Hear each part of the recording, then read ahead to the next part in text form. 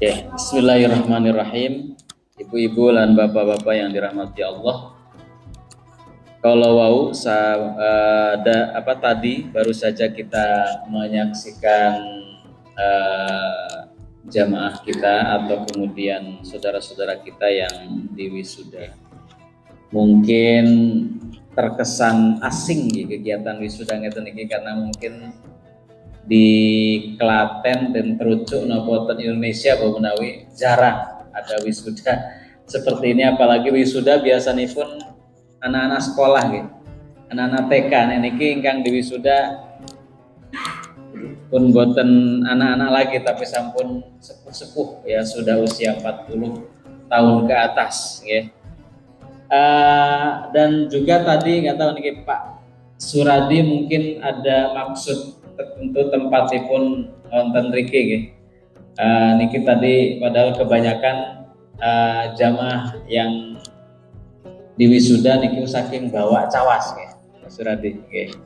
Pak Benawi mungkin ada kerjasama khusus kalian takmiripun sehingga tetap tempatnya di sini. Yang dari sini tadi sekitar 2 atau 3 Pak? 3 orang nggih. 3 orang.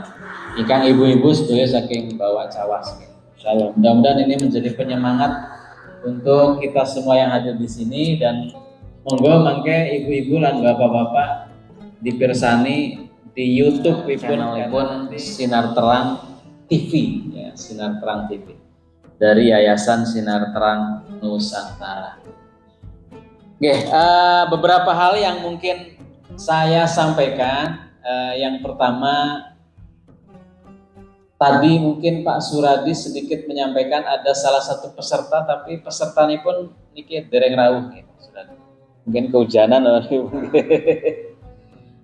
Kalau kok penasaran Pak Suradi, mungkin Bu Dawi panjenengan saged cerios yang salah satu saja atau 2 yang kira-kira inspiratif, cerita dari perjuangannya belajar dari nol, ada nggak? Oke, Masya Allah. Pak Dalio, kita 72 tahun ya Pak. Saat derenge kadose dereng nate belajar Quran gini Pak. Nate tapi was alit gitu. Dereng nate belas gitu. Oke, terus ngertos wonten belajar Quran ten mriki kalih Ustadz Suradi itu saking sinten Pak?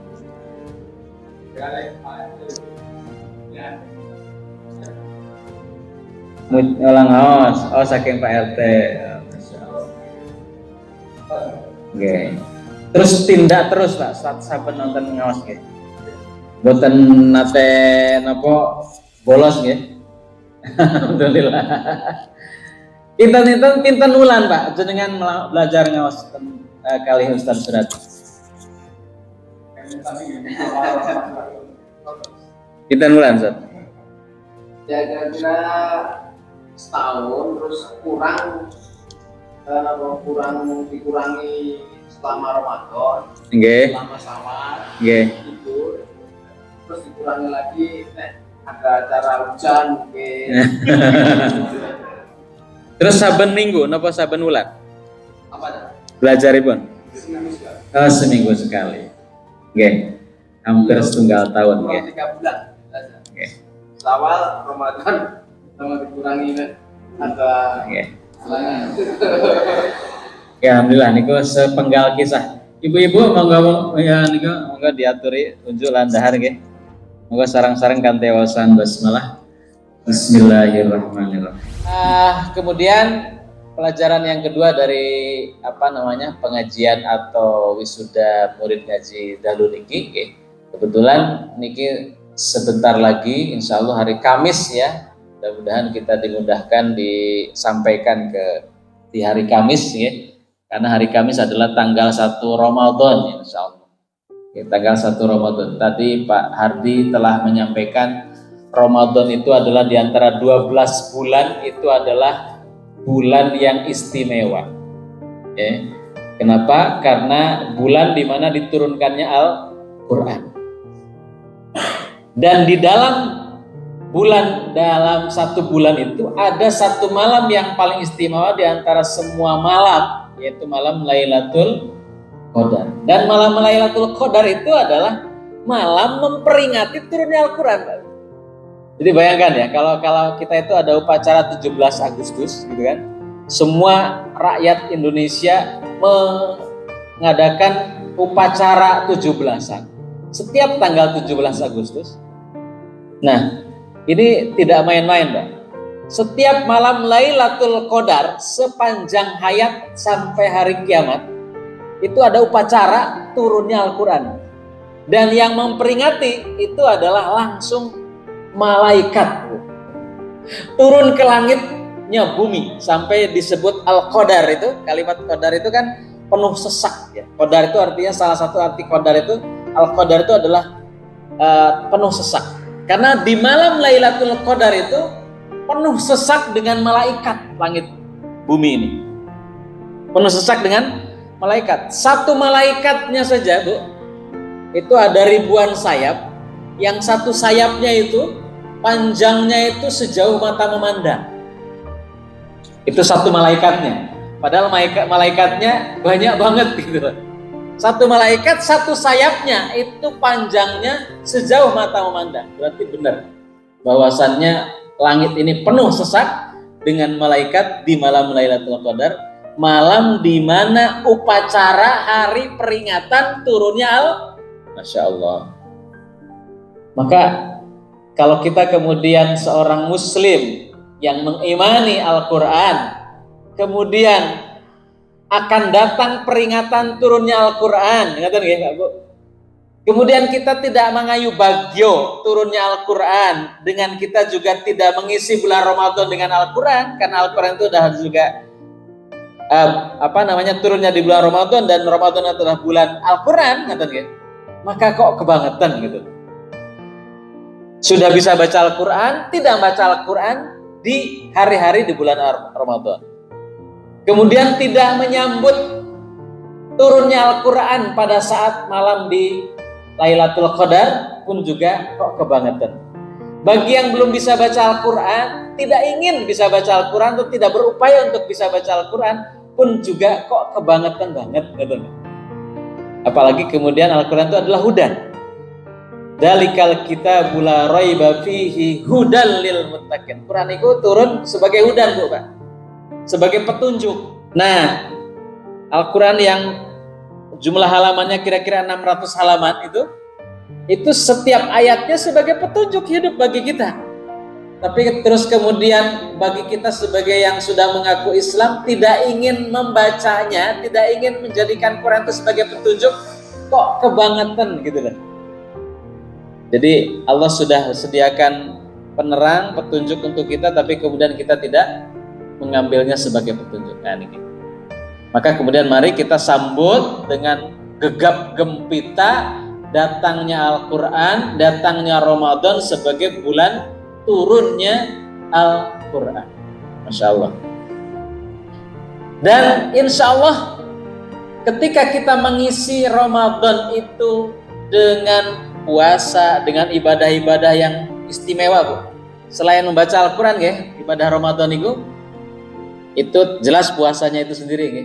Kemudian sholat tarawih, sholat 5 waktu selalu diupayakan untuk berjamaah, tidak ketinggalan sholatnya minimal, ya. Kemudian juga buka dan sahur itu adalah ibadah-ibadah utama di bulan Ramadan. Ditambah lagi tidak hanya sekedar tarawih, tapi tambah kemudian sholat tahajudnya di malam hari. Kemudian perbanyak sedekah, Masya Allah. Dan itu semua akan kembali dalam kehidupan kita. Bahkan tidak hanya sekedar formalitas. Kadang kita kemudian, wah, yang lain puasa, aku puasalah gitu kan. Ini Ramadan masa sih aku melu puasa, yang lain puasa, masa saya nggak ikut. Hanya sekedar formalitas kalau hanya sekedar itu. Nah, lebih dari itu, Ramadan itu datang, itu sebenarnya sebagai penolong dalam hidup kita. Nah, punten, kira-kira kalau tanglet ibu-ibu, bapak-bapak saniki gadah masalah napa boten? Gadah dah? Pasti punya dah. Yang termasuk yang bicara pun saya juga punya. Setiap orang punya masalah. Setiap orang punya cita-cita, laras ngoten. Setiap orang punya cita-cita. Dan masalahnya biasanya ada yang sudah selesai dan kebanyakan belum selesai. Cita-citanya banyak yang belum kesampaian, gitu kan? Ataqallahu daral akhirah, gitu Bu. Ini kalimat utamanya. Dan hendaklah di antara kalian menyiapkan satu negeri yang namanya negeri akhirat. Tapi kalimat berikutnya, wala tansa nasibaka minad dunya, dan jangan lupa kalian dalam kehidupan dunia. Kebalik betul dengan kalimat tadi, Bu. Kebalik betul. Kebalik. Rata-rata di kita itu kalau kita berbicara masalah memberikan nasihat itu kepada anak-anak kita itu kerja keras, kerja yang rajin, belajar yang rajin, yang sungguh-sungguh. Jangan lupa sholat. Nah, jadi kalimat sholat itu kalau nggak lupa. Padahal sebenarnya yang benar itu adalah ibadahnya yang sungguh-sungguh, gitu kan? Kalaupun bekerja sesuai dengan SOP-nya saja, gitu kan? Sekedarnya saja sesuai dengan apa yang diperintahkan oleh atasan, gitu. Kalau mau belajar aja sesuai dengan apa yang kamu mampu, gitu kira-kira kalimat yang benar sebenarnya. Dan ada banyak ayat, Bu, coba bayangkan, lihat. Ada banyak ayat, misalkan ketika Allah memerintahkan kita dalam urusan masalah mencari dunia, itu kalimatnya disuruh untuk jalan saja. Fantashiru fil ardi, gitu kan? Ya, atau itu kalimat untuk supaya kemudian kita disuruh untuk berjalanlah kalian di muka bumi untuk mencari yang namanya kehidupan dunia. Tapi kalau untuk urusan minta ampun kepada Allah, kita disuruh wasari'u ila maghfiratin, gitu kan katanya. Bersegeralah kalian untuk mendapatkan ampunan. Jadi disuruh untuk gage-gage, Pak, kalau untuk urusan minta ampun kepada Allah. Wa jannatin, dan juga surga itu disuruh untuk segera. Kemudian kalau diminta untuk memenuhi panggilan Allah itu kalimatnya adalah fafirru ilallah, katanya gitu, Pak. Berlarilah kalian menuju Allah. Kenapa Bapak Ibu? Karena ketika kita itu mengedepankan Allah, maka insya Allah dunia akan datang. Tapi kalau kita mengedepankan dunia, akhirat dapat nggak? Dalam ayatnya tidak dapat, Pak. Panjenengan coba, saya sering ilustrasikan itu kalau hidup seorang manusia itu seperti petani. Semua profesi apapun kira-kira seperti petani, nggak? Petani sawah, ketika membuat sawah itu digarap oleh petani, itu kita lihat kerja kerasnya itu luar biasa, keluar keringat sampai mukanya merah gitu. Proses membuat sawah itu bisa panen itu awal mulanya gimana, Bu? Kak? Pertama kali adalah membuat supaya dibalik dulu tanah, betul nggak, Bu? Tanah itu dicangkul dulu atau dibajak, betul nggak? Tapi sebelum dibajak, biasa nih pun si sawah niku satu petak atau dua petak niku dialiri air dulu, betul nggak? Nah, pada saat mengaliri air itu biasanya petani itu sampai lembur-lembur sampai malam, betul nggak, Bu? Pak?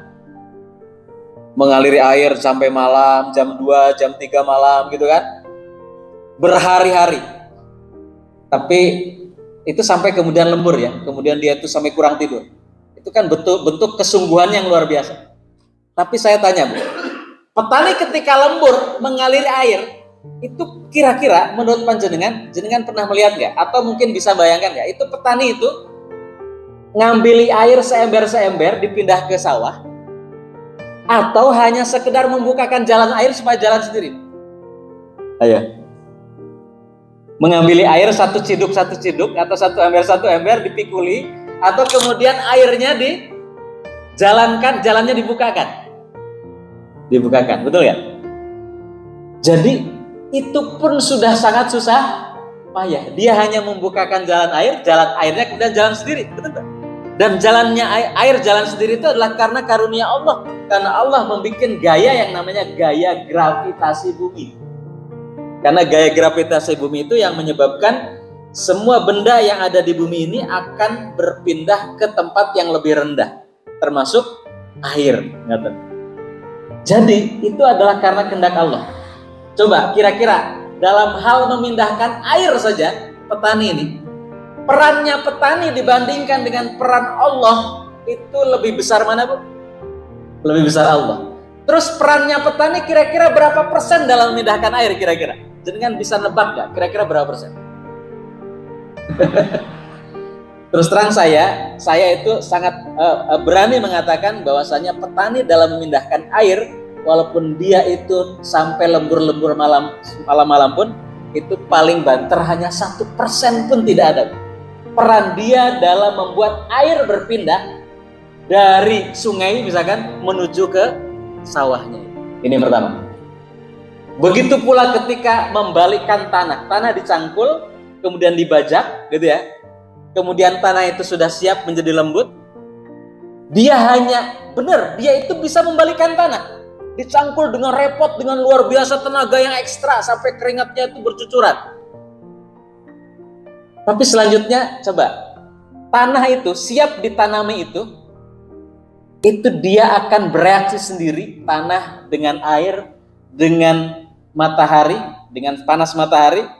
Kemudian tanah itu akan bereaksi sendiri dengan unsur-unsur hara di dalam tanah dan mikroorganisme beserta hewan-hewan di dalam tanah. Ada cacing, ada belut, ada berbagai macam hewan di dalam tanah itu yang membuat tanah itu siap ditanami oleh pari. Petani itu punya andil nggak dalam hal ini? Punya, tapi sedikit banget, Pak. Sedikit banget. Ketika dia itu mikul bibit pari gitu ya, 1 karung, dia hanya bisa memikul saja. Selanjutnya dia bikin petakan di pojok sawah itu untuk dijadikan penyemaian pari. Yang dia lakukan hanya bisa menebar, gitu aja kan, Bapak. Selanjutnya setelah menebar, apa yang dilakukan oleh petani? Dia mau duduk di pinggir sawah pun dia hanya bisa bengong saja, tidak bisa melakukan apa-apa.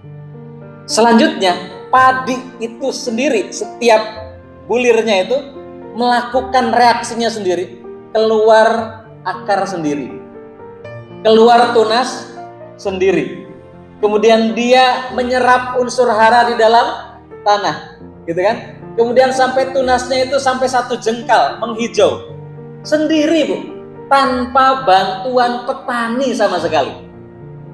Betul ya? Petani hanya bisa memikul pari sampai pinggir sawah. Setelah itu ditebar, setelah itu selesai, nggak melakukan apa-apa. Sekali lagi saya ingin katakan, dalam hal ini, dalam membuat pari itu bisa tukul, kemudian pari itu sampai 1 meter tingginya, kemudian bisa satu biji pari itu kemudian ketika ditandur itu menjadi 1 rumpun yang terdiri dari 2 rumpun, dari 1 rumpun menjadi 2 rumpun, 3 rumpun, 4 rumpun, gitu kan? Kemudian keluar bunga, dari bunga itu keluar bulir pari, dari bulir pari itu keluar tepung, gitu kan? Petani paling banter hanya bisa ngerabuk atau kemudian menyingkirkan gulma-gulma atau tanaman yang nggak penting, betul nggak? Di luar itu dia tidak bisa melakukannya. Lagi-lagi saya mengatakan, petani paling banter hanya berperan dalam hal ini 1% pun tidak. Sebenarnya kita paling butuh dengan Ramadan. Kenapa? Karena di dalam Ramadan itu ada ampunan yang luas, ada pahala yang banyak, ada pengkabulan doa yang melebihi daripada bulan-bulan lainnya, dan kita butuh semuanya.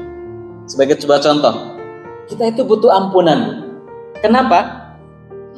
Karena hampir semua persoalan yang kita hadapi itu disebabkan karena kita itu punya banyak dosa, Bu, Pak.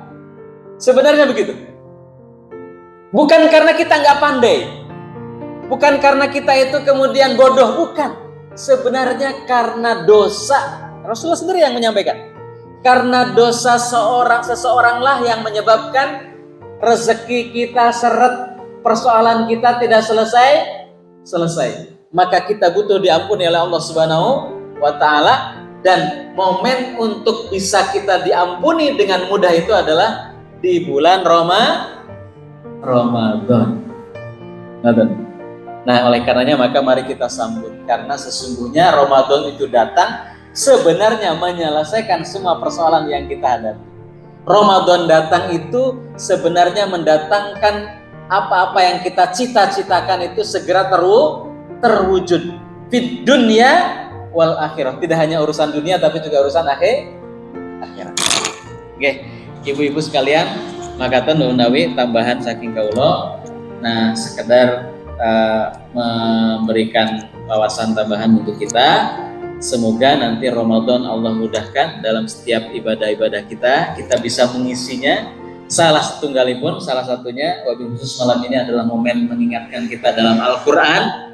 Kita mengisi Ramadan dengan Al-Quran, insya Allah.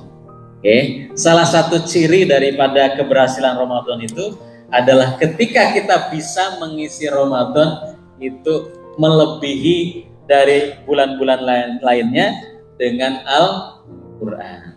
Yang biasanya nggak pernah hatam, kita bisa hatamkan Al-Quran.